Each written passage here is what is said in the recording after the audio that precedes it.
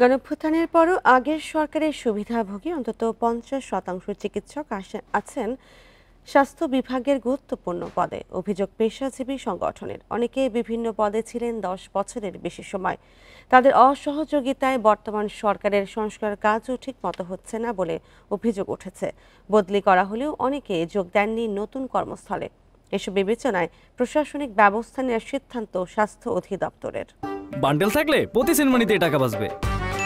বিকাশ send money bundle কিনে জিতুন প্রতি লেনদেনে। পতিত আওয়ামী লীগ সরকারের সময়ে রাজনৈতিক প্রভাব খাটিয়ে স্বাস্থ্য অধিদপ্তরের বিভিন্ন পদে ১০ বছর পর্যন্ত ছিলেন অনেক চিকিৎসক। পেশাজীবী সংগঠনগুলোর অভিযোগ, স্বাভাবিক প্রক্রিয়ায় তাদের সরানোর সাহস ছিল না কর্মকর্তাদের। তবে এরই মধ্যে একাংশকে বদলি করা হলেও অনেকে আছেন আগের পদে।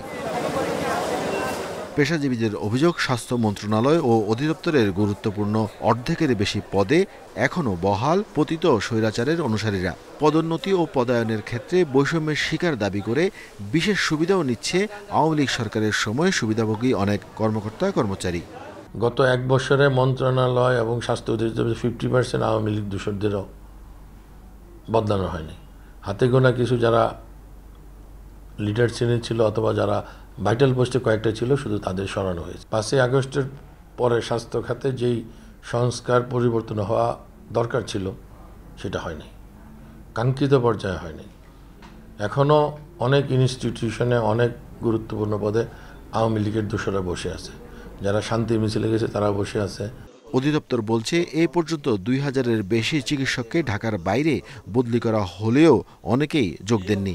এতে ব্যাহত হচ্ছে স্বাস্থ্যসেবা।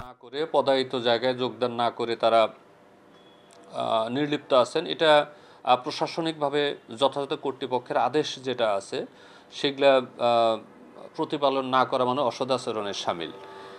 স্থানীয় কর্তৃপক্ষ আমাদের দৃষ্টিতে যেগুলো আনছেন এবং আমাদের যে নিজেদের যে সিস্টেমটা আছে, MIS এর মধ্যে যে সিস্টেমগুলো আছে, HRIS যে প্ল্যাটফর্ম আছে, সেই সিস্টেমগুলো দেখে আমরা এগুলোকে প্রশাসনিক প্রক্রিয়ায় যেভাবে অ্যাড্রেস করা দরকার, মোকাবেলা করা দরকার, সেগুলো আমরা করছি।